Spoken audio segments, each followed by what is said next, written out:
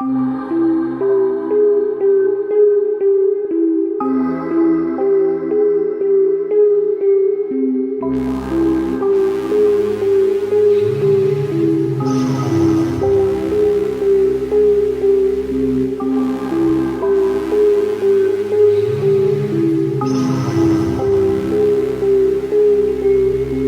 and welcome to Journey Through Sci-Fi. My name is James. My name is Matt.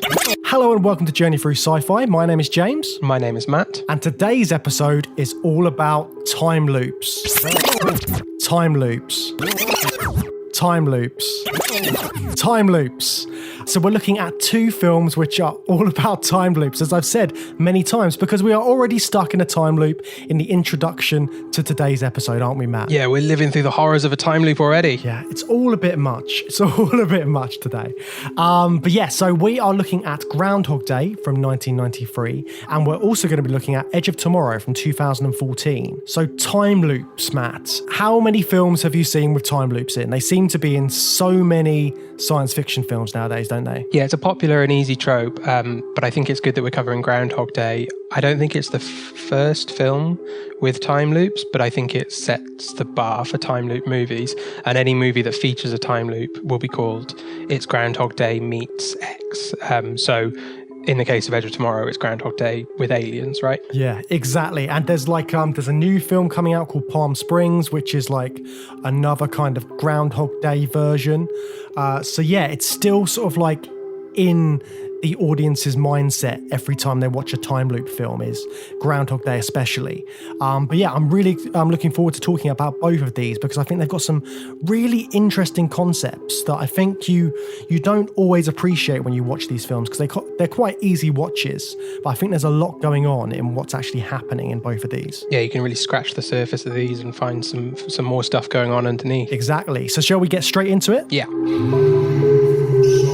I'm reliving the same day over and over. Bill? Ned Ryerson? Bang! Do you ever have deja vu, Mrs. Lancaster? I don't think so, but I could check with the kitchen. Well, it's Groundhog Day. Again? Groundhog Day from 1993, directed by Harold Ramis, who wrote Ghostbusters, Stripes. He was a comedy legend, wasn't he, Matt? Yeah, did he direct Ghostbusters as well? So I don't think he directed Ghostbusters. Who was it who directed Ghostbusters? I can't remember. Oh yeah, it was Ivan Reitman who directed Ghostbusters. That'd be a bit too much for Harold Ramis as well, with writing and starring in it alongside Bill Murray. And Dan Aykroyd as well, because Dan Aykroyd was the second writer on Ghostbusters, wasn't he? Oh yeah, he brought all the weird ghost stuff to it. The very weird ghost stuff. But he's comedy royalty in his own way, isn't he, Harold Ramis? I think he passed away recently, didn't he? Yeah, he passed away in 2014, sadly. But I know, so basically there was a big thing between him and Bill Murray because they both sort of came up at the same time and they worked together very closely, like on things like Stripes. And Ramis is the one who got Bill Murray involved in Groundhog Day and Ghostbusters, so he sort of got him on board for both those films. But then they had a big falling out during the filming of this. Oh, really? So they didn't talk for years and years and years until Harold Ramis was on his deathbed, and Bill Murray came to see him, and they sort of like they had their reconciliation just before he passed away. So yeah, so there was a lot of history with those guys. That's so sad. Yeah, it's a really sad story because obviously you can see how well they work together as well. Because in this especially, it's such a great film, but I think the intensity of making it just sort of like made them part ways, which is very sad. Because you look at the other stuff they've made, like Stripes and like Ghostbusters. But yeah, that's what happened. But it is really nice to know that they sort of like made up before Harold Ramis sadly passed away. Yeah, that's an interesting thing to argue over though, because I wonder if this was a particularly challenging film for like the principal cast, Murray, McDowell, Chris Elliott, the people who had to be on set every single day, so director, first AD, people like that, people who are there every day, but more, I guess, for the actors who have to repeat. I mean, it's, that's the nature of the game in film. You have to repeat takes over and over and over again. It's very, very repetitive to then build a film around that premise, so that not only do you have to repeat your takes, you will also have to then repeat that scene and then repeat the takes of that repeat of that scene. That must be pretty annoying. I don't know if that was what caused the tensions, but I can see it being a really, really stressful film to put together. Yeah, it must be such an intense thing to do, just constantly repeating the scenes, but then tweaking them slightly so they're slightly different, and then having to be aware of that as an actor each time. It's a lot to take on, isn't it? And the continuity person who was in charge of that, I'm sure there was more than one person running continuity on this film, because it's vital to holding everything together. Definitely. And I know Bill Murray took it really seriously, this film. He like put his heart and soul into it, because I think at the time he was going through a divorce or something like that. So he was really sort of just obsessed about the film and getting it done. And he would ring Howard Ramis up in the middle of the night and be like, oh, what about this scene? And what about changing this? And I think that's part of the reason that their relationship was so strained afterwards, because he just got so into it. Ooh, anyway, it's a comedy classic. What's the basic premise of the film? Yes, it is. It is a comedy classic. And there's sort of like a lot of deep stuff that went on around the sort of pre-production and production of the film. But it is really funny, and it still holds up. It's still absolutely brilliant. It is the epitome of your time loop film, and it's referencing everything we've seen since, really. So how does the time travel work in this film then, Matt? So Phil Connors, Bill Murray's character Phil Connors, is visiting Punxsutawney, which is a small town where they have this tradition of the groundhog. It's going to come out on Groundhog Day, and it predicts whether it predicts the weather, and it predicts whether winter will continue for another 4 weeks. That's your basic setup, and then within that, Phil Connors is just reliving that day over and over again at a 6 a.m. reset point. It is 6 a.m. every day, isn't it? Not sometime in the night time. But he just wakes up every morning and time has reset to 24 hours before, and he has to relive it over and over again, and seemingly nothing will change unless he changes it. Yeah, it's constantly the same day on repeat. He wakes up to the same music every day. I Got You Babe by Sonny and Cher. And it's just, there's so many, like you said, the continuity in that is it's so full on to try and get all these bits so precise each time, because the actors are redoing the same day and the same movements and set pieces again and again and again throughout this. Yeah, and what I quite like is like some of the side characters, like the guy that first greets him when he comes out of his hotel room in the morning, and Stephen Tobolowsky's character Ned, who greets him on the street every day. They will not just like repeat their exact lines from the last loop, but if Phil's changing the dialogue slightly, they will come back to a line they already said, but they'll sort of say it in a different way because they're reacting to his weirdness. But they get back to the point they were trying to make, like, are you off to see the groundhog, or do you remember me from school? You know, they kind of get back on track if they can. If Phil hasn't diverted the train too far off the tracks, they'll go back to their scripted pre-loop dialogue. Yeah, because they were always going to say what they were going to say, but then something comes in the way of that, and then it sort of branches off into a different kind of reality. And that's the kind of thing in this, isn't it? Because there's lots of it's almost like lots of different versions of reality, isn't it? Wrapped up in the same one, like a sort of multiverse thing, which we sort of discussed previously when we looked at devs and that kind of stuff. It's kind of like, what if I did this, or what if I did that? That's what I think time loop films really explore, sort of all the different things and possibilities that could happen in the space of one day, and how they would change the course of that day, and then from that, the course of your entire life, which is what time travel really deals with every time we look at it. It's the course of your life and that trajectory and what's going to happen. And what drives a lot of the plot and comedy in Groundhog Day is that the day that Phil Connors is given to live again and explore endless possibilities in is the worst day of his year every year, where he has to go to this town that he hates, and he has to do this report that he doesn't want to do, and he just wants to get out of there as soon as possible. And that's really like ramped up in the first few scenes, where he's just going on about how he hates Punxsutawney and he just wants to leave, and he's in a foul mood, and then he's trapped there for seemingly, possibly eternity. Yeah, he's so cynical as well, isn't he? He's like sarky all the time.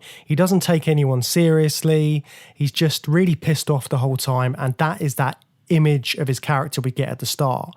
But that sort of like slowly changes as the film goes on. But yeah, you talking about it like a sort of it's like a purgatory kind of thing, isn't it? He's just reliving the same day again and again and again. And like you said, we don't know how long he's there for. So lots of people have speculated about how long Phil is actually trapped in the time loop. So apparently in the original script, it was supposed to be 10,000 years, which just seems absolutely mad. Did you try and count? No, I didn't.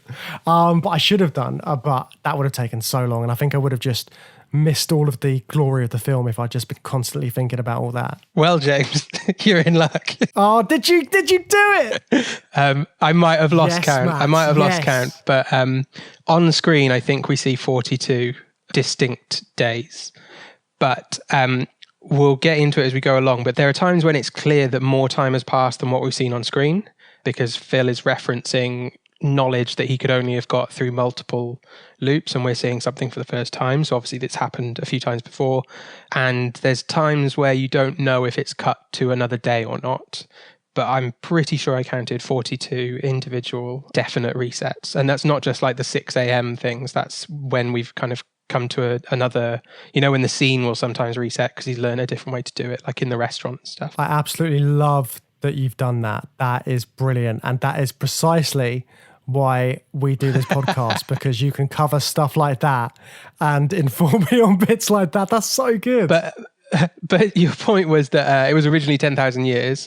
Obviously, it's a lot longer than 42 days because we only see him go for piano lessons like 3 times, I think. But at the end of the film, he's extremely good at piano, and we saw him just doodling about, and he couldn't do anything when he first started getting lessons. I think even the first or like the second time he goes for a lesson, he's already like roughly playing a song. So there's big gaps of time in between that. He speaks French. I don't know if he's just reading a quote that he's learned or he's actually learned French. That would take a long time. There's all these things that we see that signpost you to the fact that he's been in this for a lot longer than just what we're seeing on screen. Yeah, because I think there was one website which reckoned it was about 30 or so years that he was there for. And I think Ramis... What was their working for that? I have no idea how they were working it out. I saw this on sort of like on an article somewhere online, and they said it was about 33 years and 350 days. And I have no idea how they worked it out. But Ramis was given this information, and he said, yeah, it's probably about 30 to 40 years. It takes about that long to sort of get good at something. So yeah, even that time, like 30 to 40 years is a big chunk of time. That's an interesting quote. He says it takes that long to get good at something, but Phil gets good at many things. Like I mentioned the French and the piano, but he's saving lives over town by the end of the film. He's developed a lot of different skills. So 30 to 40 years, unless he was learning them all concurrently, which I guess he could be doing, but there's a lot of stuff that Phil learns in that time and gets good at. Yeah, because like not every day that he's reliving, there must be days when he's just studying stuff, which obviously you don't want to see in the film because you want to get to the good stuff. But he must be like obviously putting in more time with the piano teacher and just learning on his own, and then picking up French and things like that, and just reading. There are a few bits in the sort of like montage sequences when he's just reading stuff. Yeah, well, he's got to learn the poetry for one thing to impress Rita, Andy McDowell's character. Believe it or not, I studied 19th century French poetry.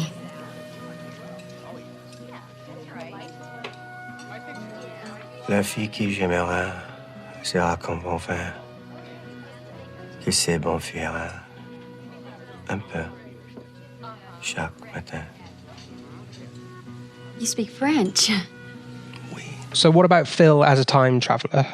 Is he good? Is he well suited to this job? We talk about that with other characters. How's Phil? Well, I think he gets good at being a time traveler by the end of it, but he doesn't take to it very well at the start. It takes him a while to sort of figure out what to do with all this time.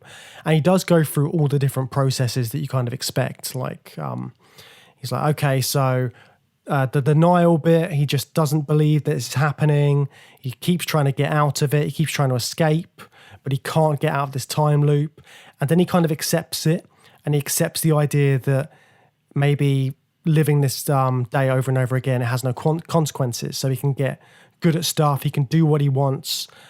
But there's also sort of like a darker side to that as well, because I think this is something they didn't really explore in the film deliberately, because you could go down a whole different sort of path with that, couldn't you? Just if there's no consequences, you could do some horrendous things. If you're reliving the same day again and again and again, and you're slowly losing your mind, which is surprising that Phil doesn't actually go completely insane. He manages to keep a grip of it and sort of have his routines, and he can't, by the end of it, it is routines, isn't it? He knows at this time he's got to catch the boy from the tree. He's got to go and do this at this time. He's got to go and help the old ladies with the car. He's got a routine by the end of it, which kind of keeps him sane. But there is this whole other side they could have gone down. Yeah, and they do explore that to an extent. They don't go into the really horrible, depraved alleyways of the human mind, but there's a whole montage of him killing himself, which is, I guess, played for laughs because there's no consequences and there's no problem with it because he'll just come back to life. But it's pretty dark to watch him just kill himself like 5 or 6 times over. I did notice that. I mean, I was counting the loops on screen. It was only the third day where he drives down like the railway tracks with the 2 drunk guys in the car with him. That was only the third time he'd experienced the day, and I thought, oh, that's pretty reckless behaviour, bordering on, dangerous suicidal thoughts. But he doesn't actually get to the point of killing himself until the 25th loop. So the 25th on-screen loop. So they did kind of hold back on that until a bit later into the movie when it was kind of well established, and he would have been in that for a very long time by that point, and it was a real point of desperation, I guess, that leads into that, and then he just ends up doing it over and over again. Yeah, because he does do, like, there are other darker things that he does as well, because so basically he does whatever he wants, doesn't he? After that point, after he's done the sort of like, he's driven down the train tracks. So he has one day where he just eats loads of cakes and makes himself sick. And then there's another day when he learns everything about this one woman so he can try and sleep with her. And once he's done that, he's on to the next woman. And he's kind of like, until it gets to Andy McDowell's character, Rita. And he does everything he can to try and get her to the point where she will sleep with him. So he's reliving the same day again and again, trying to learn the secret to being able to do that. And that's the only way he looks at it, which is kind of like a dark angle, isn't it, at that point? And they could have like quite easily gone into an even darker place with that, with him just continuously pursuing Rita.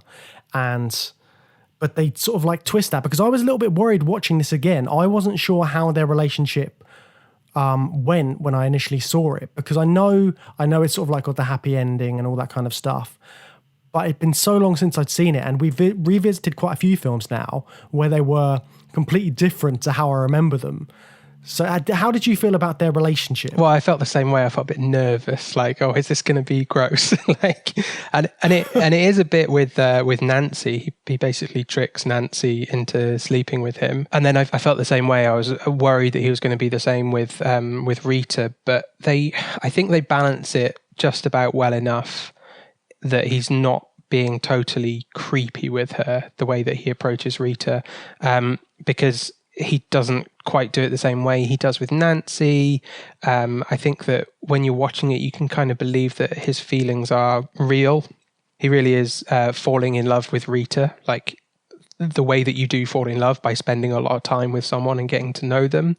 But on the other hand, like, he's not in a romantic relationship in the way that he, is a more normal way. He's not revealing himself to her. He is just trying to be this like perfect guy for her by her own, like, trying to figure out what her definition of a perfect guy is and then just pretend to be that, which is not that romantic, and it's not really, true love, right?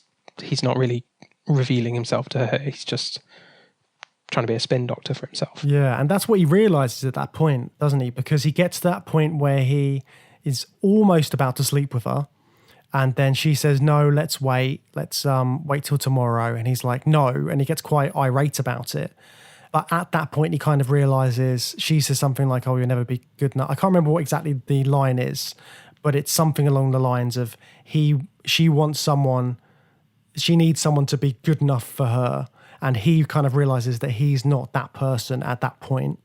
So he then goes down this sort of path of self-discovery and kind of changes his viewpoint on the time loop at that point. He's kind of like looking at how he can improve himself, because he knows he can't be good enough for Rita. And when he tries again and again to get with her by doing the same old tricks, she starts to see through it, even though she's not aware of the time loop. So there's like a montage of him getting slapped continuously, and she just storms off every time. So that's quite interesting. And then he's sort of going along this path of self-discovery. Stop it!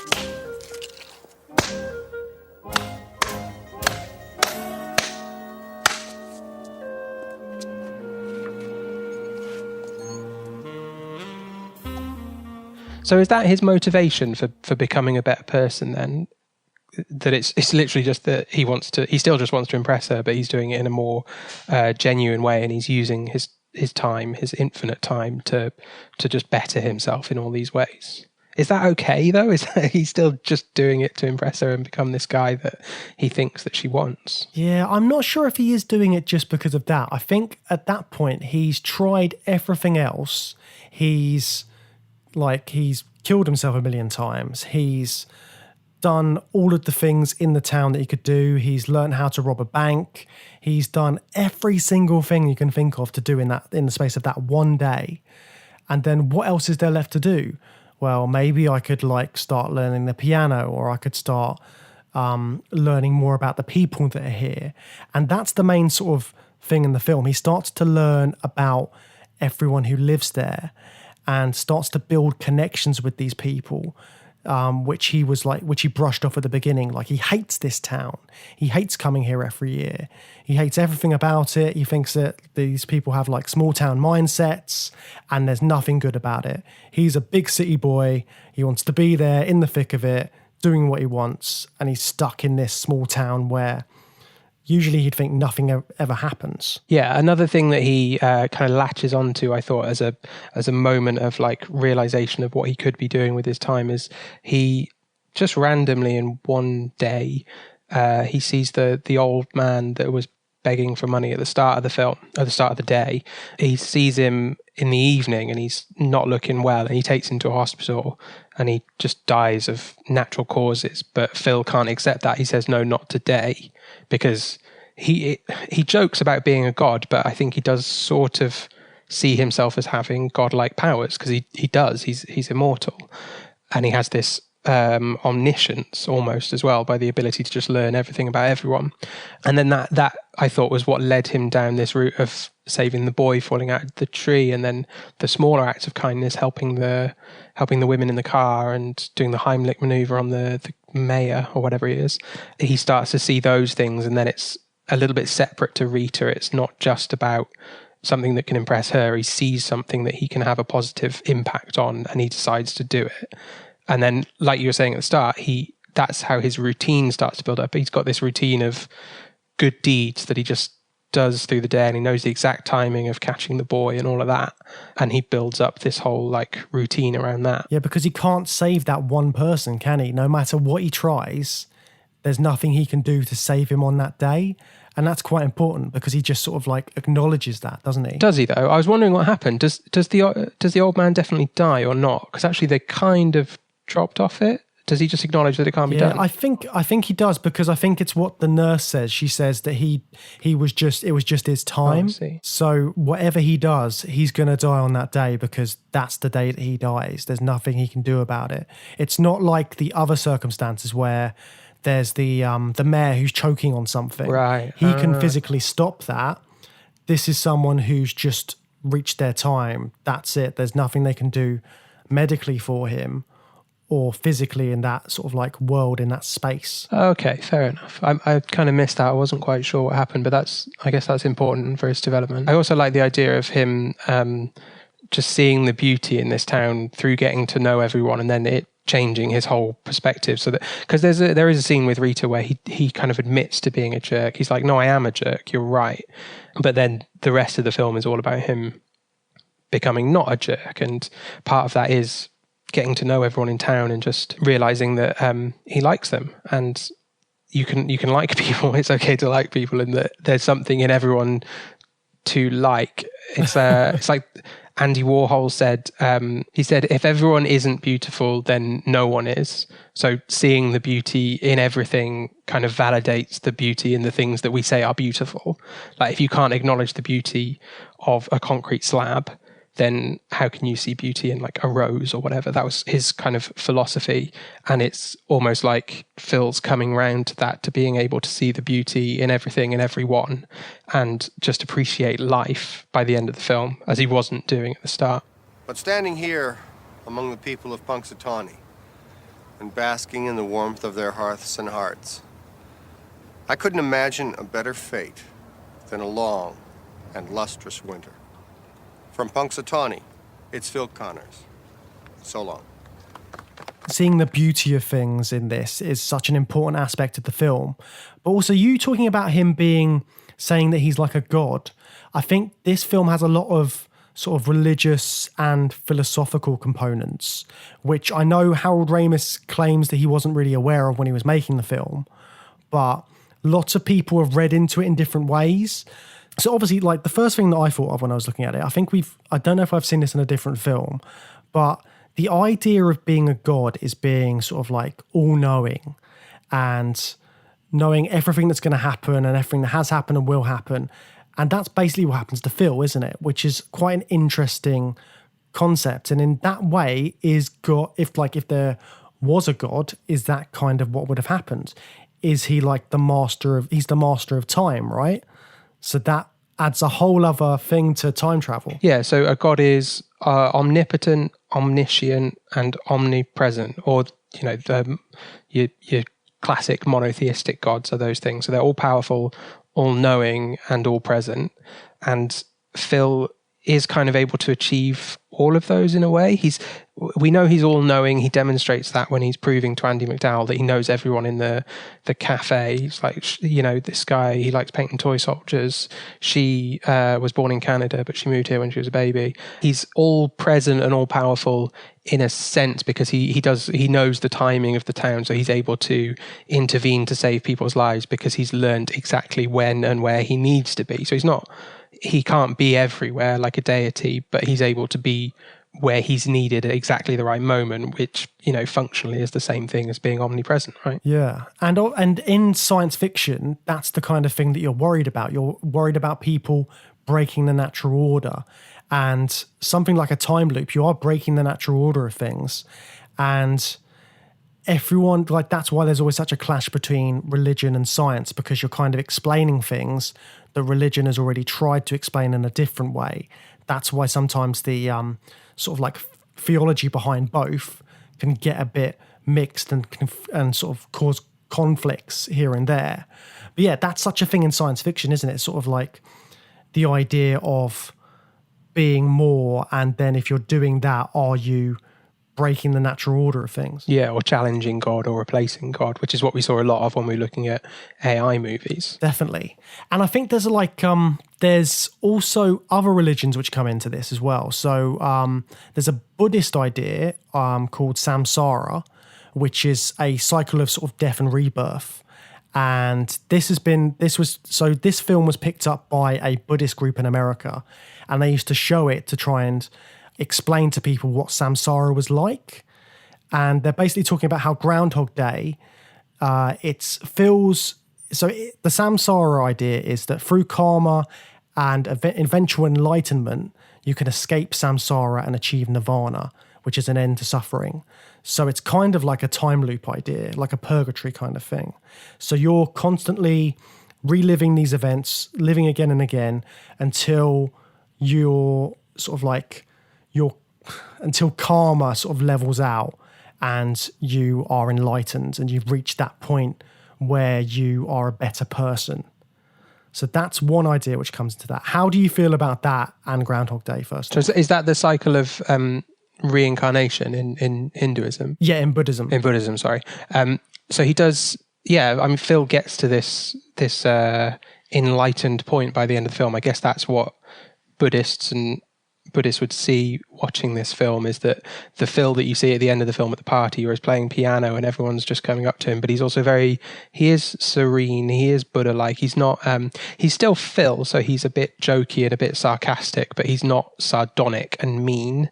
He's just serene and calm, and he's a bit modest. You know, if people are complimenting him, he deflects that with sarcasm and jokes like, oh, no big deal, you know, you're welcome.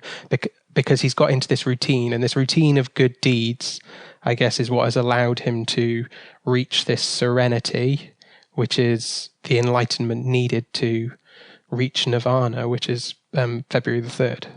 Yeah.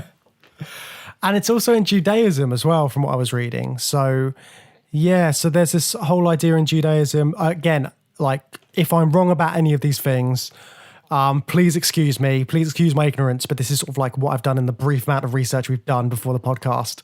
But from what I was reading, there's a thing in Judaism where good deeds beget more good deeds. And I think that's just like a general thing. A mitzvah, isn't it? Yeah, mitzvah is just like a good deed.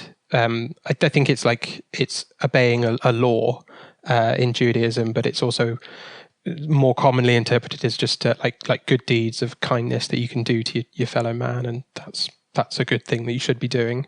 But it's also like built into the formality of the religion, I think, as well. Yeah. So he's doing all of this. He's doing good deeds, and then by doing that, he becomes like more likable, and he becomes a better person. And there's another couple of things as well. So there's also been considered like a metaphor for psychoanalysis, this film. So there was one guy who was really sort of like focused on this point, and I think a few psychiatrists have sort of brought this up, because the idea in sort of like psychiatry is you constantly revisit the same stories in your head, and you keep reliving sort of patterns and things like that.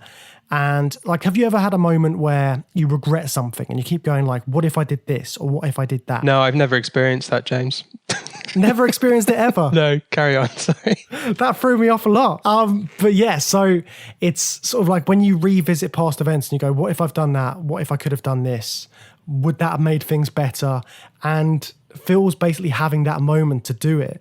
And that's why he can sort of like do everything and try every scenario. And that's quite a fascinating concept as well. Yeah, and also the way that he's a character who has the opportunity to live with himself day after day, and really is forced to understand himself as a person, which is another aspect of what psychoanalysis is trying to do, right? Is to help people understand themselves, or to help the practitioners of it understand the human mind. Phil is someone who has to just repeat that and repeat that and repeat that, and it's very similar to the samsara thing, though, in that you're reliving something over and over again to come to a realization, and you can label that realization as a spiritual one or a psychoanalytical one.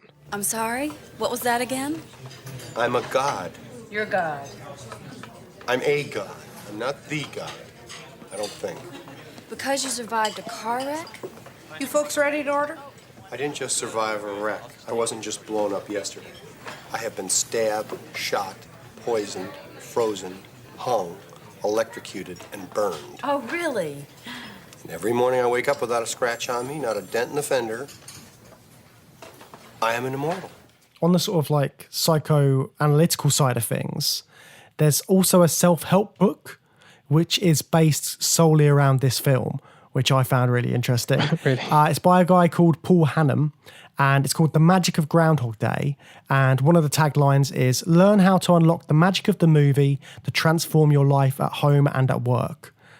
So I think that's fascinating. The fact that someone's sort of like taken so much of this film on board and has gone, right, so there's all the instances that you can help yourself and improve yourself. So I don't know much about this book, but you can sort of see the how it would become a self-help book, though, can't you? Because it's got all of these, like we've said, people have taken like religious meanings from it and psychoanalytical meanings. So it sort of it sort of seems like a logical step, doesn't it? Yeah, it's about a man who becomes a better man on his own But well, not on his own, but with help from, or with guidance from people that he cares about around him, and learning to care about other people around him. But he becomes a better man over the course of this repeating day. That is self-help. That is psychoanalysis. That is religion for a lot of people. It's that nice young man from the motor club. Thank you again. It's nothing, ladies. He's the fastest jack in Jefferson County. What was that all about? I really don't know. They've been hitting on me all night. So in the end, through finding that serenity, that seems to be what enables him to break out of the time loop. Like, what did you think was the definitive thing that needed to be found, if anything needed to be found? It's not even clear if there's a force at work, what enabled him to get out of the time loop at the end of the film? Well, it does sort of seem like he's reached that point in his life where he's content, and that was the point of the time loop in the first place, that he sort of like had to improve himself to a point where he didn't need, like, he was a nicer person. Maybe it's really hard to sort of like work out and put into words the reason that he gets out. Well, I guess that self-improvement is somewhat symbolized by the fact that he charms Rita enough that she goes to bed with him, and he doesn't try and sleep with her. He just goes to sleep because she comments on it the morning after, like, you just went straight to sleep last night. So he's no longer acting in this sexually predatory way. He's just, like you said, content. He's happy to be happy and just sleep beside her, and that's fine. It doesn't need to be anything more because he's become a better person. So I think it's more about the becoming a better person thing is more important than, convincing Rita to fall in love with him. But Rita falling in love with him is symbolic of that change in him being complete, I guess. Yeah, he's learned his lesson by the end of it, hasn't he? He's sort of like, he's learned all the ways to be a better person and to have like a love for these people which he's around and this town. Because I mean, even at the end, he says, "Oh, we should move here," because he's just so like happy and in the right place to sort of stay in the place where he's just been on a time loop for years and years and years. He's just so contented there. He's happy to just live out the rest of his days in that place. And this place that he hated and that was like a purgatory or even a hell at the start of the film has become like a paradise or a heaven for him by the end, because he's learned to appreciate the beauty of it. It's interesting that you just mentioned that he learns his lesson at the end of the film, because I hadn't really thought of this as a lesson learning film, but it just reminded me of Scrooged as well, that came out not long before this, another classic Bill Murray film that we talked about, A Christmas Carol, I think in our intro episode, and the time travel implications of that story. It's another one where Bill Murray's a curmudgeonly, miserable guy who works in the media, broadcasting, and has to learn a lesson through time travel and becomes a better person by the end of the film, right? He goes through a similar transformation in that film, although that was, Dickens came up with that idea and it's been around for a long time, but it's a similar kind of trope, right, that Bill Murray's playing again and plays so well. But Bill Murray is sort of like, he's obviously good at playing that character because he is quite an unpredictable actor. You don't know what he's going to do at any given moment. So I think that's good for this film because he does he goes on some crazy tangents, like his interaction with that one guy. He keeps coming up to him when he's about to step into the puddle. He keeps seeing him, and then he has so many crazy interactions with him until he actually buys life insurance from him and all this kind of stuff. But also, funny you bring up Scrooge, because it made me think about why Bill Murray was picked for this. And apparently Ramis initially looked at potentially getting Tom Hanks to be the character of Phil, but fought against it because he was too much of a nice guy. So it's very important that he is seen as a bit of a bastard at the start, because by doing that, you get like a greater change by the end. You can really see how this time loop and having the time to go through all these things again and again and learn these lessons have sort of changed him by the end. Yeah, I don't think Hanks could carry that. I think Bill Murray is really good at playing characters who are as unpleasant as they can possibly be without ever losing the audience being on side with them. He's always going to be the protagonist and a hero that you get behind and you like, but within that he can be really unpleasant and a real jerk to people in that role, but you never lose the audience being on side. You know, people like blood sausage, too. People are morons. Nice attitude. When it comes down to it then, this isn't exactly a normal sort of what you would consider a sci-fi film, is it? Because it's more sort of along the lines of A Connecticut Yankee, where the time travel is sort of explained away by a bonk on the head. This kind of like has a kind of almost magical element to it. It's unexplained, but as we are looking at time travel, we thought, it is an important film to talk about in this series. But I would still say that time travel in itself is a science fiction concept, because you're dealing with time, you're dealing with the sort of the physics of that and what would happen in those sort of scenarios. So I think there's another film which is a bit more science fiction heavy, isn't there, Matt? Yeah, so this is Groundhog Day's the definitive time loop movie, and we had to talk about it, but our next film is basically going to be Groundhog Day with all of those sci-fi tropes that make up a sci-fi movie just thrown at it and made into a proper sci-fi time loop movie. So should we move on and get talking about Edge of Tomorrow? Yeah, let's turn up the sci-fi to 11 and get going with Edge of Tomorrow. What I am about to tell you sounds crazy, but you have to listen to me. Your very lives depend on it. This does not the end.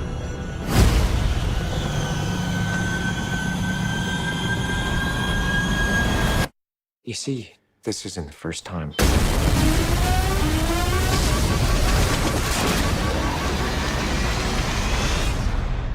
We've had this conversation. So Edge of Tomorrow from 2014. This is directed by Doug Liman, who directed The Bourne Identity, Mr. and Mrs. Smith. He's a really good action film director, and that's very, very important for this film. Have you seen this one before, or is this your first time watching this? I had seen it before. I'd forgotten how good it was, because it's been a little while since I've seen this, but I really, really did enjoy watching this again. Yeah, it's a really, really good action movie. It's got a very disappointing ending, and I couldn't remember what the ending was, but it was an abiding memory that I loved it and then hated the ending. And then when it rolled around watching it for the podcast, I was like, oh yeah, that sucks. But it doesn't undermine the rest of the movie. It's a really, really good film. So the premise is exactly the same, I guess, as Groundhog Day. No, it's not. Sorry, that's a stupid thing to say. It shares an element of its premise with Groundhog Day, which is that we've got a main character who is stuck living the same day over and over again. But on top of that, there's all sorts of crazy sci-fi stuff going on. What's going on in the world of Edge of Tomorrow, James? We've got tons of aliens everywhere. The world is being invaded by aliens. And there's exosuits and robot stuff and guns and Tom Cruise being Tom Cruise. That's basically what's happening in Edge of Tomorrow, man. What do you think of Tom Cruise? So I don't mind Tom Cruise, actually. I know a lot of people really hate him. I don't mind all of his films.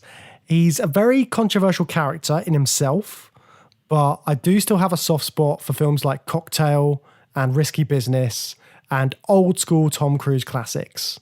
But he is a bit much, though, isn't he? I've never actually seen those two. I love him. I don't think I'd ever want to meet him, but I really do like watching him in films. I really think he's still a really good leading man, and I like the fact that he's got this sort of niche of do my own stunts action movie type of leading man that I wonder if we'll see another like phase of Tom Cruise when he finally like gets to an age where it's just unacceptable to be like an action movie star, and he might start to do like, I don't know, serious dramas or whatever. But yeah, I think he's a really good leading man in action movies, and he's made some good choices in the last 10 years in the films that he's been in.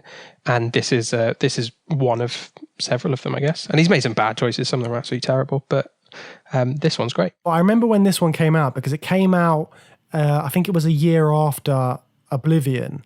And because they came out in such quick succession, I would get them confused. I was like, oh, it's the Tom Cruise film with him and alien guns and stuff going on, set in the future or something. So I just didn't know the difference. And I know Edge of Tomorrow had a few different things going on with it, like the film title changed a few times. and stuff like that. The film title was a complete mess, and I still don't understand what happened with it. So we're referring to it as Edge of Tomorrow, but I think in this country it is officially titled Live, Die, Repeat, or it might even be called Live, Die, Repeat, Edge of Tomorrow, which is awful, really bad. I remember when it came out, it was, if you read about it on the internet, it was referred to as Edge of Tomorrow, and then you'd see posters for it that would say Live, Die, Repeat, and I just thought that's the tagline, and they've just put it really big on the poster because why not? Because it's a catchy tagline. But then it was like, no, it's actually called Live, Die, Repeat.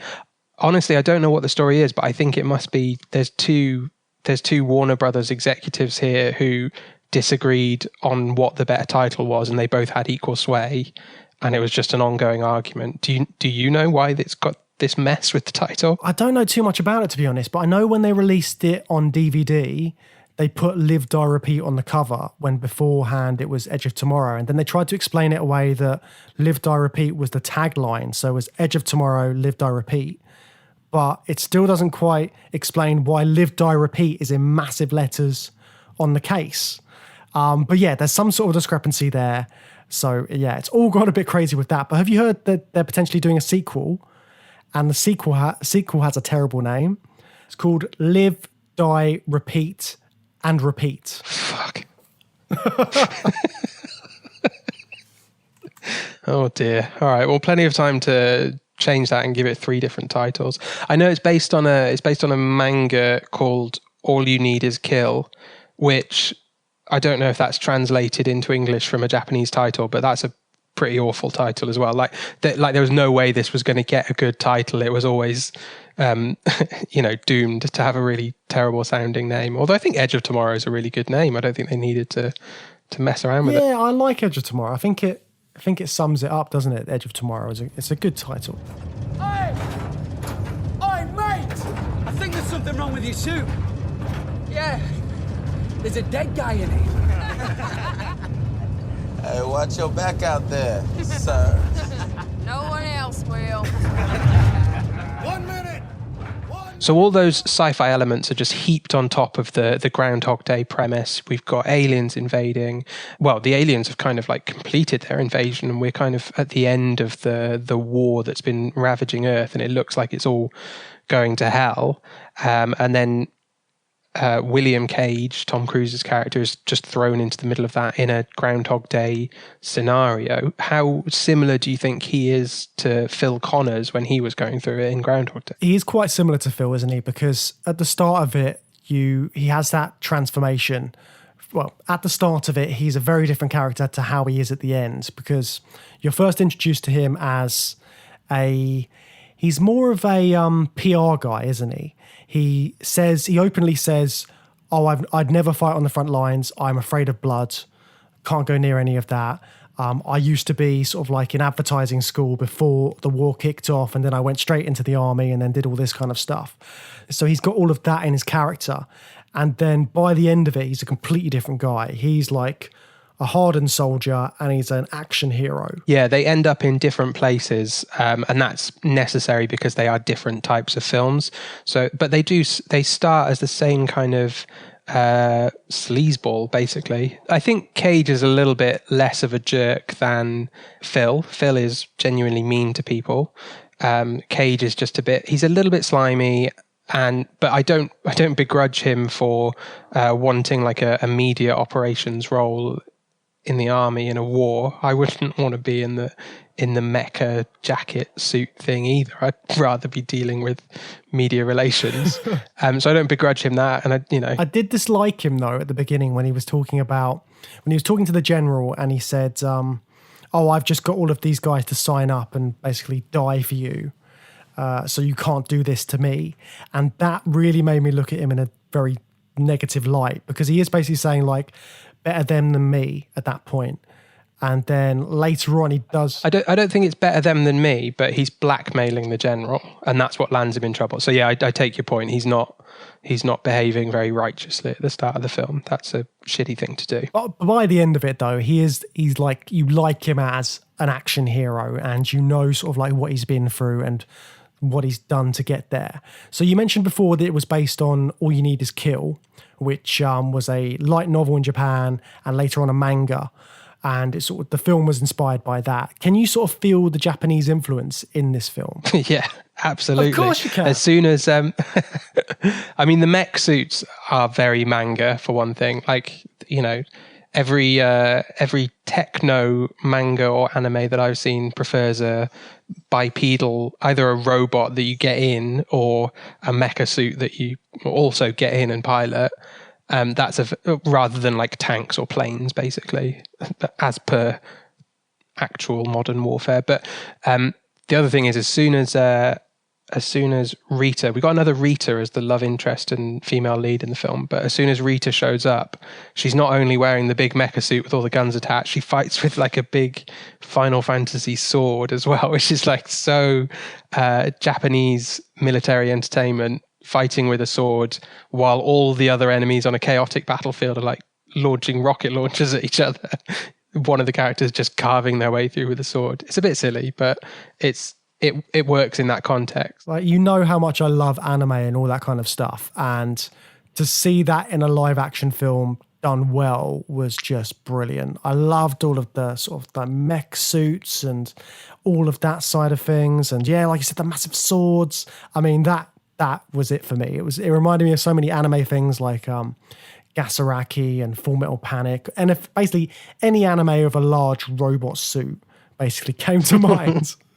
But yeah, I loved all that. It does work really well on screen though, and it looks good, and that's really important because anime looks good as anime, and often when there are like live action films based on anime, they look stupid. It's just like it doesn't translate well. It's got its own, it's got a whole cinematic language that's been building up for decades and decades, and it works really well in the style of, you know, usually in the style of the original manga artist, hopefully translated onto screen, and that works well in that context. But they've done a really good job here, and I was really struck by the fact that not only was it a good job and it looked good, it's already 6 years old at the time of recording this podcast, and all of the special effects still look quite good, which normally 6 years is a long time in CGI special effects, and they can age like milk, and it hasn't done in this film. It still looks quite good. I think a really important part of that is that the mecha suits, are they called jackets, I think? I think they refer to them as jackets. The jackets are,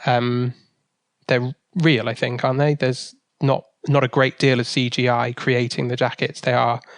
They're probably just made of like polystyrene or whatever, but they look like they're real things that the actors are inside, and that really helps to create that kind of reality of the film and make it work. Yeah, to think those suits were physically made as well. And I think Tom Cruise had a lot of influence on that. He very much wanted to make it look as real as possible.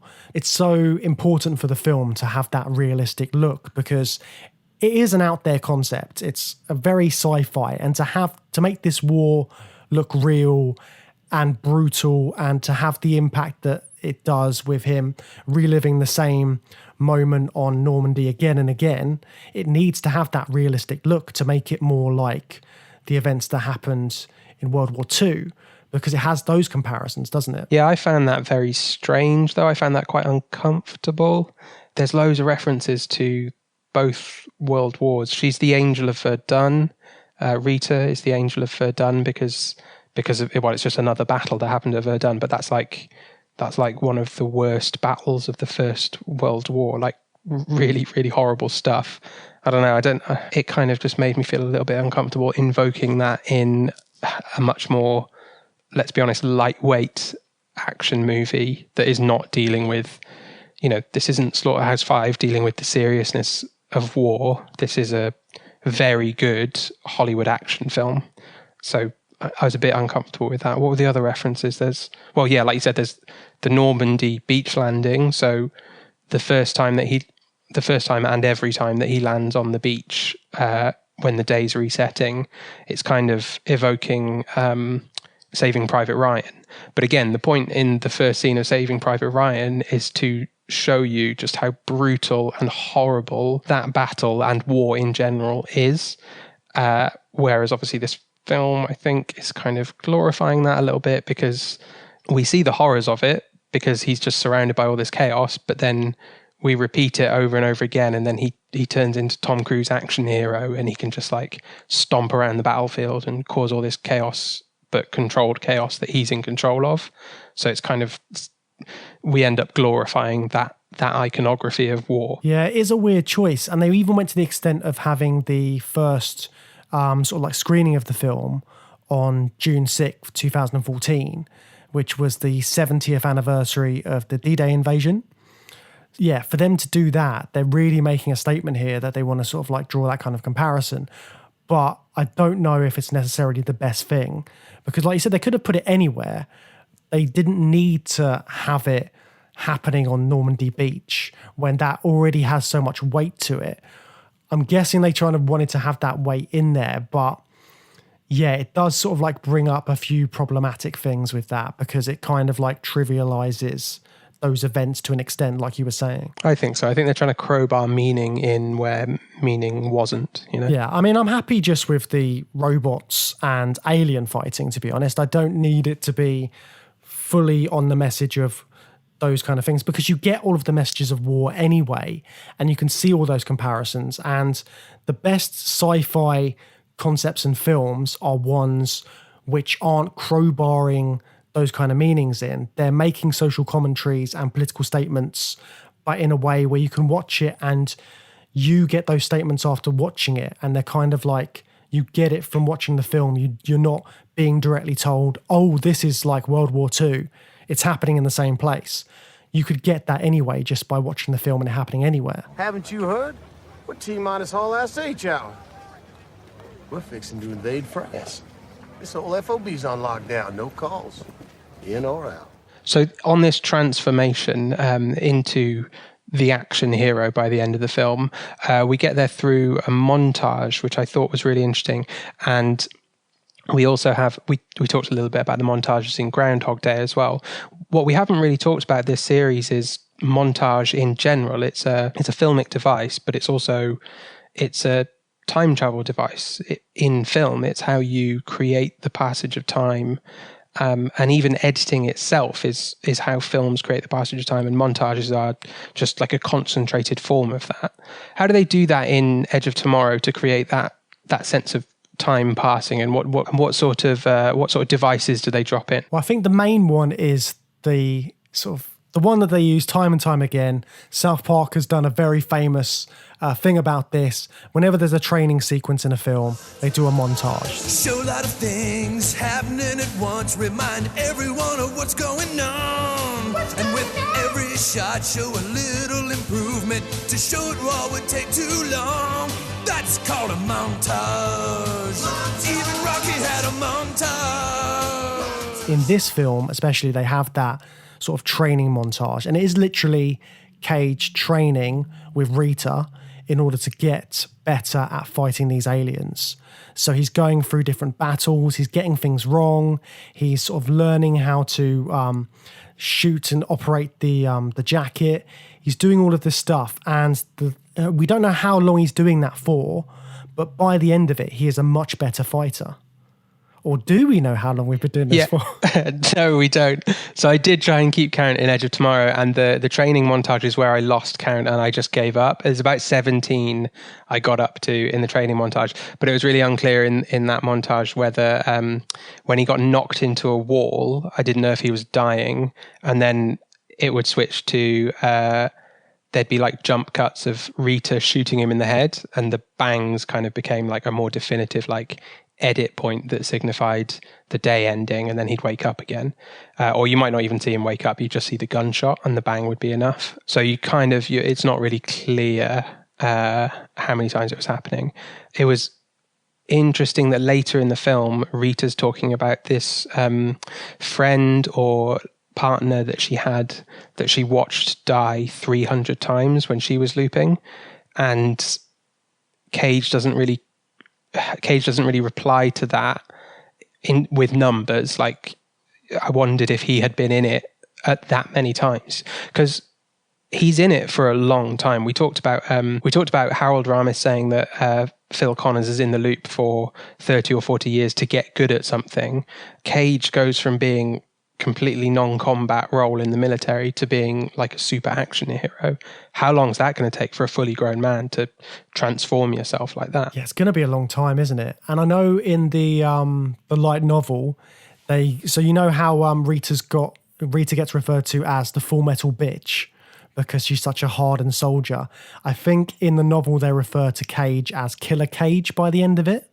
So he's kind of like, he's got that certification of being that good a killer on the battlefield. Oh, he gets like a nickname honor. Yeah, gets a cool nickname, and then you know that he's made it. But yeah, the whole sort of like training aspect of that is mad. And how many times has he seen all of these people die, and then the effect that has on him? Because I think if you're a hardened soldier and you've seen all of that kind of like, you've had real life battlefield experience, that must have a real effect on you. So him going through that again and again, he must have a different way of viewing it, like to just get through it in the first place. Because I mean, he's scared of blood at the start, but by the end of it, he's able to sort of like go around and defeat all these aliens really quickly, these mimics. And he's also able to like watch his friends die again and again. Well, I think it must be harder for him than it was for Rita. Like you said, well, Rita is a soldier, so she's got that training at least. And I don't think it was easy for Rita. And she talks about the 300 times watching someone she really cares about die. That clearly wasn't easy for her. And she is a professional soldier who went through the same thing.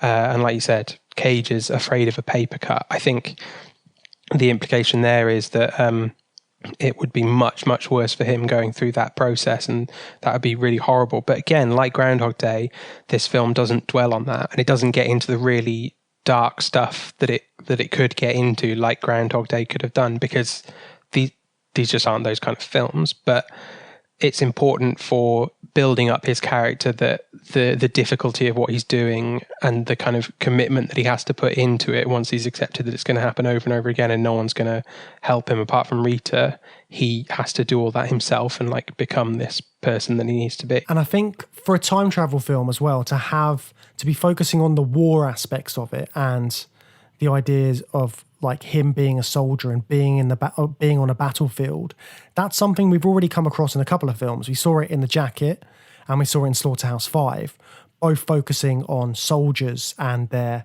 mental states and that idea of revisiting those horrendous moments that you've been through.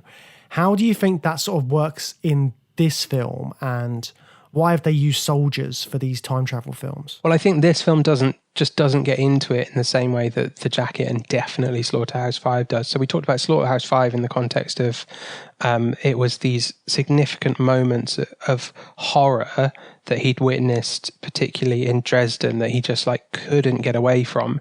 And he was slipping back in time in a way that he couldn't control. And he had to keep going back to Dresden and thinking about Dresden as a soldier who had witnessed something like that would.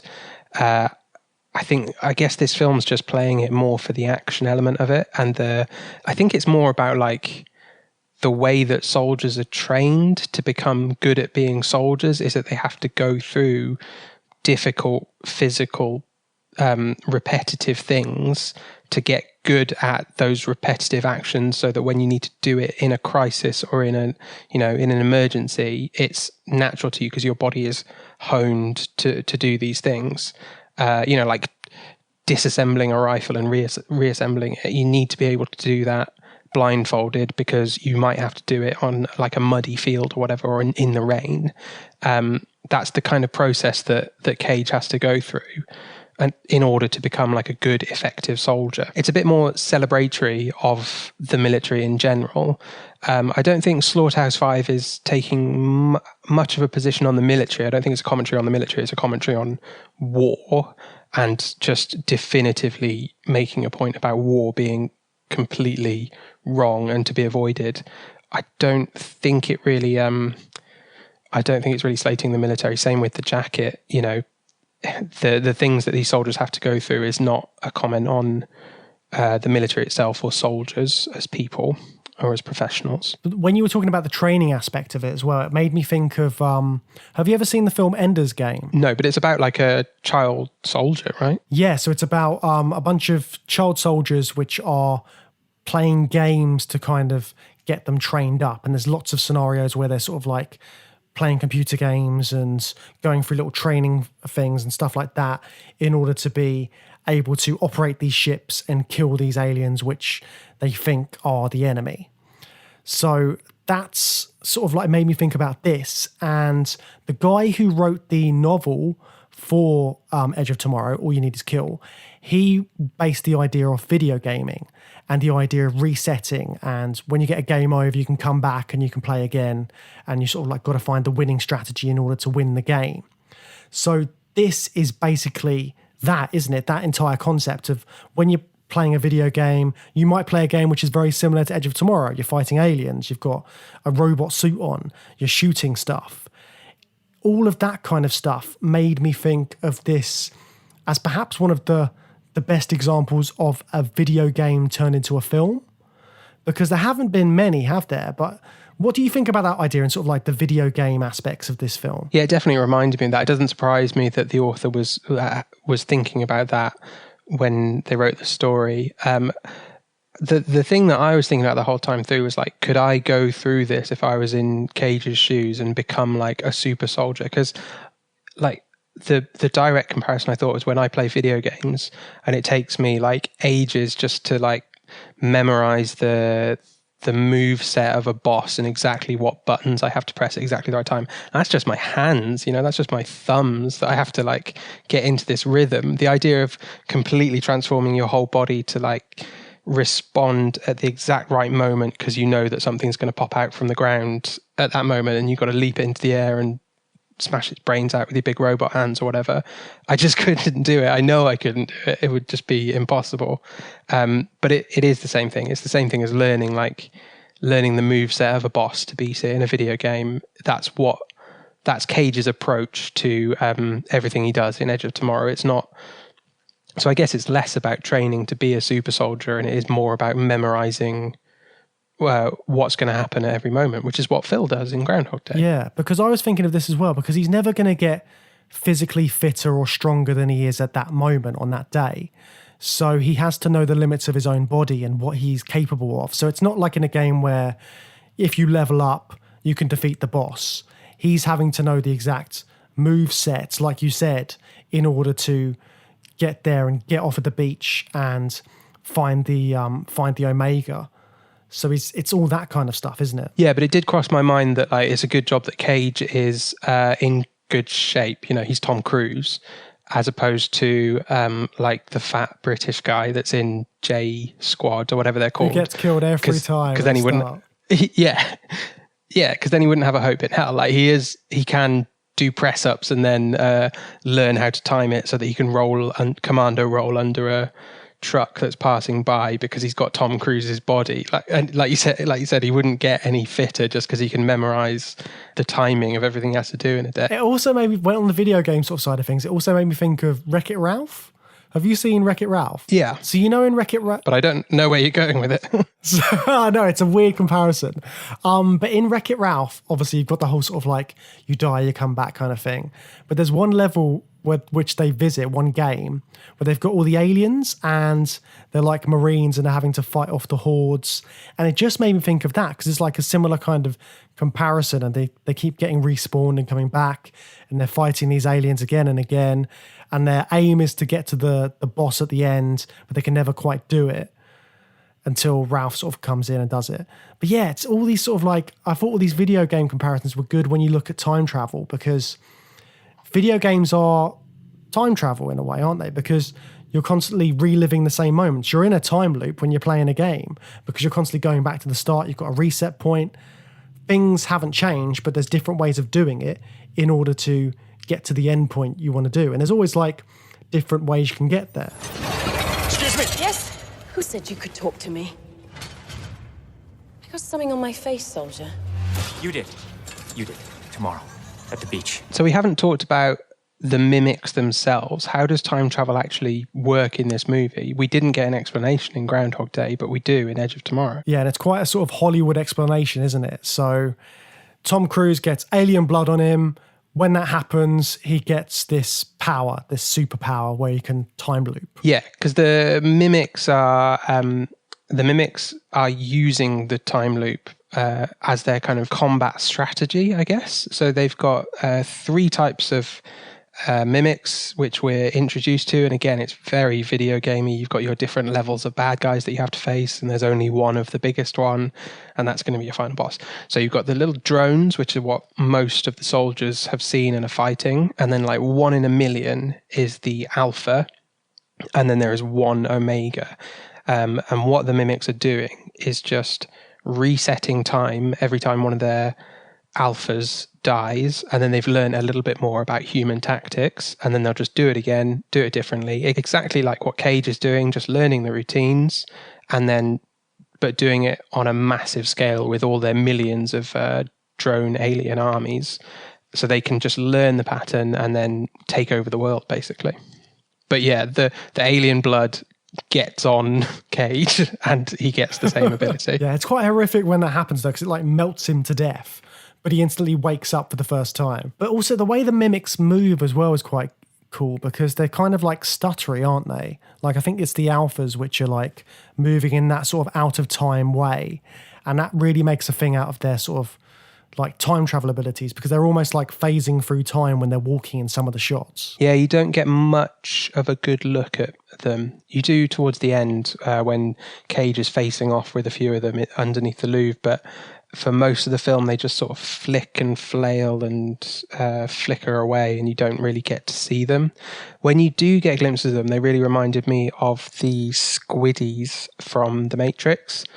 They've got the kind of like trailing tentacle arms, and they're not mechanical, are they? They are biological, but they look a bit machine-like, don't they? Yeah, especially when you see the first ones. I really love the fact that you don't see them until they're on that battlefield. You don't see them in any of the news reports or anything like that. They're a complete mystery but they're always talked about. And then he finally gets on the battlefield and you see them for the first time.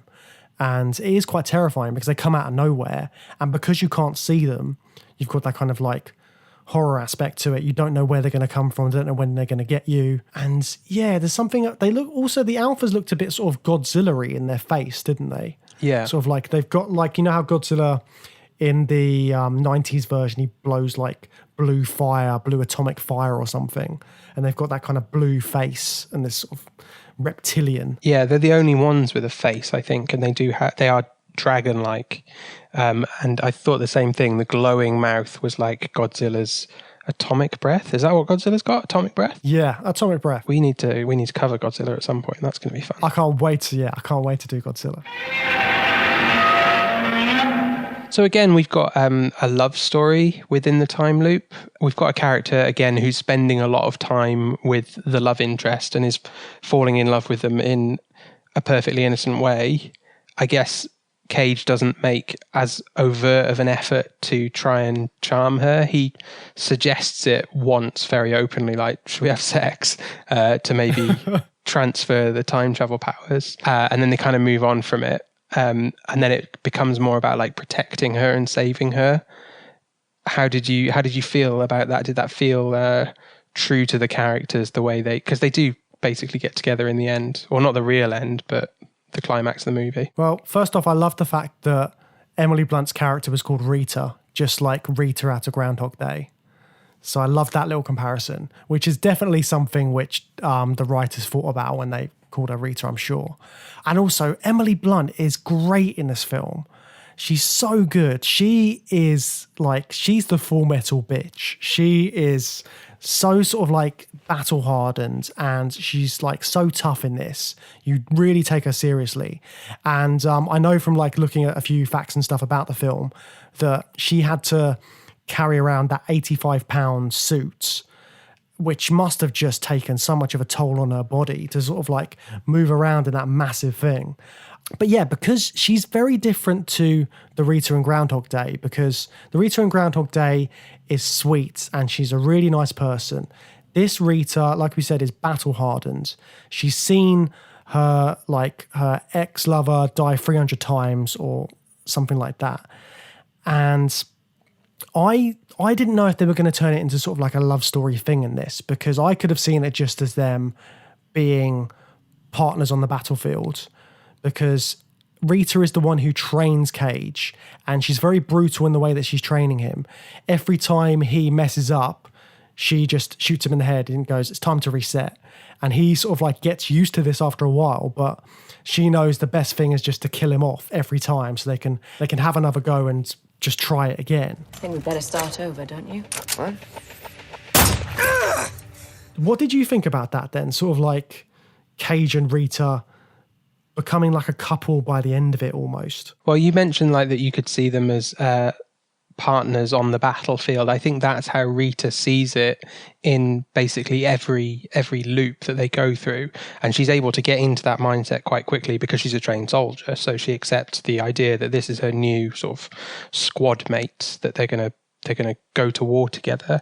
I think she's able to get into that mindset, but that's not who Cage is. He's not a soldier, and he's developing feelings for her while also having to watch her die over and over again. So it kind of starts to get folded into his understanding of this time loop, that he's got two goals. He's going along with what she wants to do, which is destroy the Omega, but alongside that, he's trying to figure out a way to do that and make progression through this video game world while also keeping her alive and seeing what the variables are that are killing her every time and what he can do differently to change that. And he's doing the same thing as Phil's doing in Groundhog Day. He's learning more about Rita, but because Rita's aware of it, it's a different sort of dynamic in their relationship, because she knows that Cage is going to have some sort of prior knowledge of things because he's been reliving the day again and again. That's why Rita does things like she doesn't fully tell him everything. Like she doesn't tell him her real middle name until later on in the film, and she gives him a fake one. So she kind of knows that as a sign that they haven't quite got to that point in their relationship in the past resets that she would sort of volunteer that information. And it's only in that moment where she's in the sort of helicopter crash, and she sort of like, she realizes, okay, I can tell this guy because he knows what's going on. Yeah, and in that sense, she's also an experienced time traveler, which is another trope that we've seen come up in other films, that you often have someone there to guide the hero through the time travel, whether they're an experienced time traveler or not. So like Doc has never travel through time, but he's got the knowledge of it and he understands it in Back to the Future, so he can guide Marty through that. Rufus with Bill and Ted, you've got these experienced individuals who understand how it works, so they enter that kind of dynamic in this film as well. But I did like how that dynamic shifted back and forth.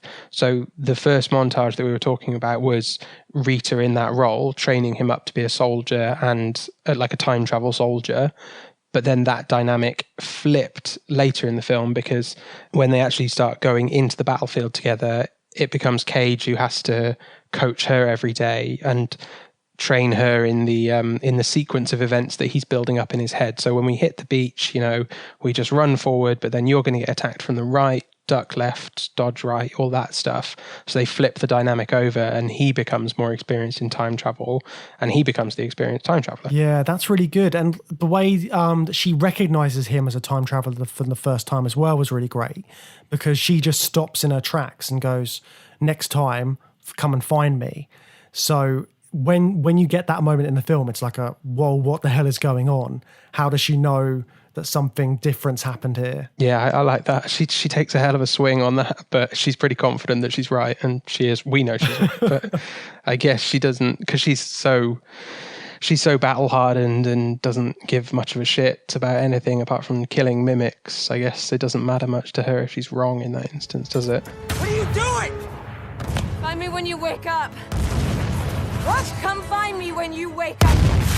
So you mentioned the ending and how you weren't 100% happy with the ending. I did feel that the film sort of dipped a bit towards the end, because I was loving it for like the majority, but then that sort of last final bit, and they kind of go a bit out of the battlefield and they kind of change things a bit.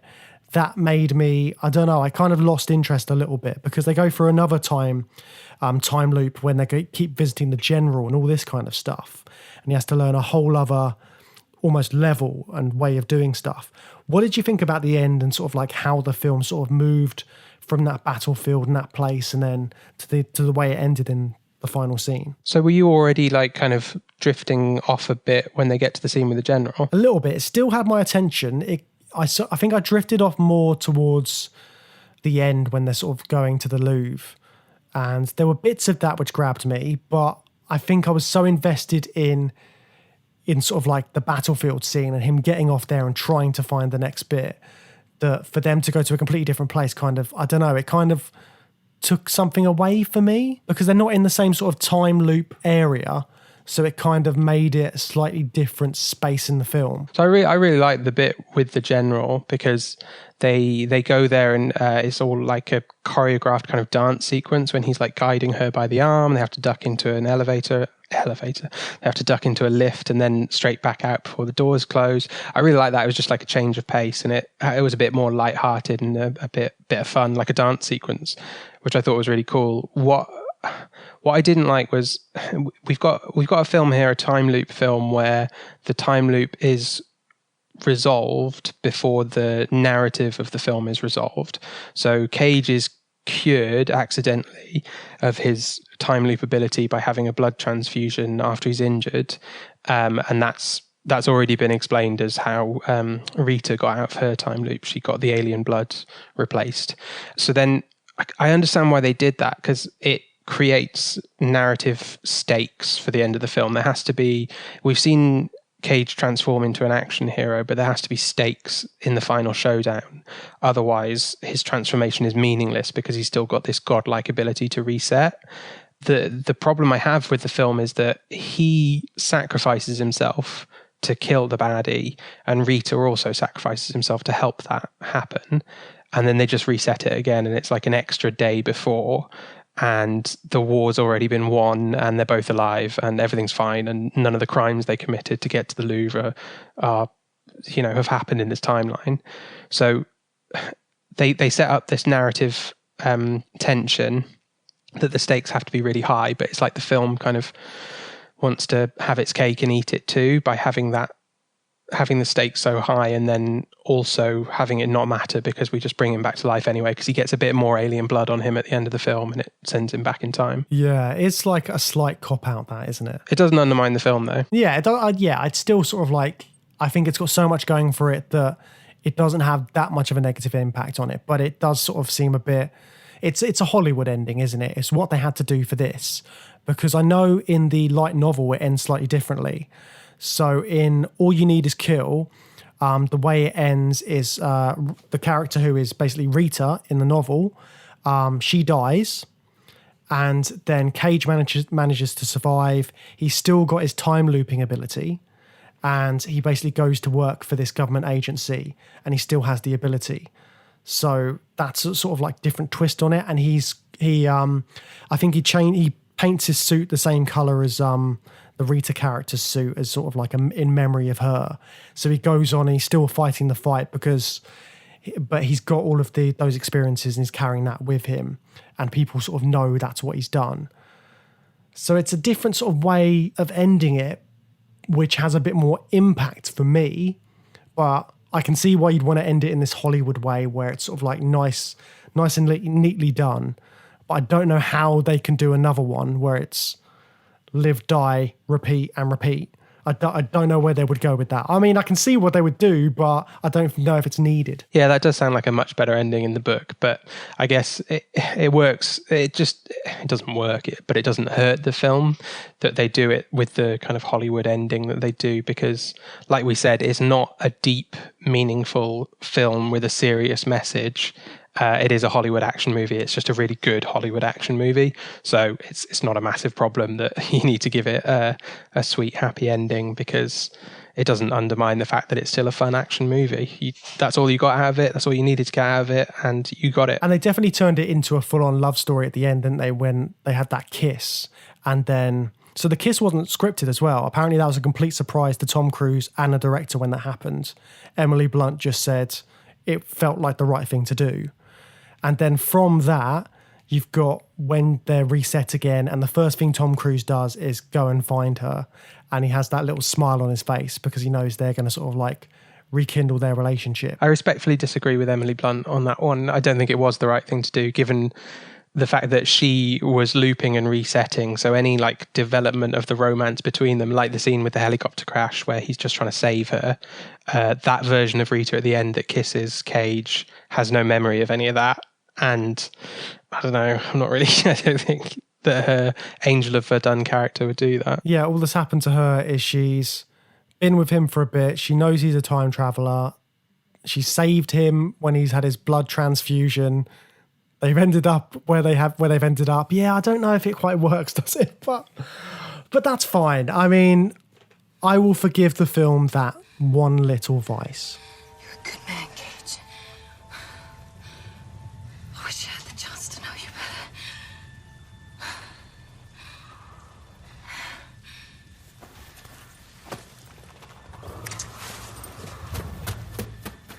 So both Cage and Phil are using their memories of their past experiences in the time loop to have this kind of like omnipotent kind of power, aren't they? And in doing that, they're sort of like learning stuff and they're using time travel to their advantage.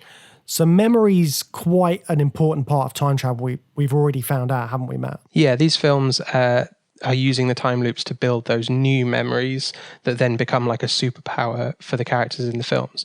But next week, we're going to be looking at two films where the memories that already exist in the characters are what drives the power of the time travel itself. So what have we got up next week? So next week, we are going to take a look at 12 Monkeys and, of course, La Jetée, which was the basis for 12 Monkeys. So we're going to be taking a look at both of those, having a bit of a chat about that.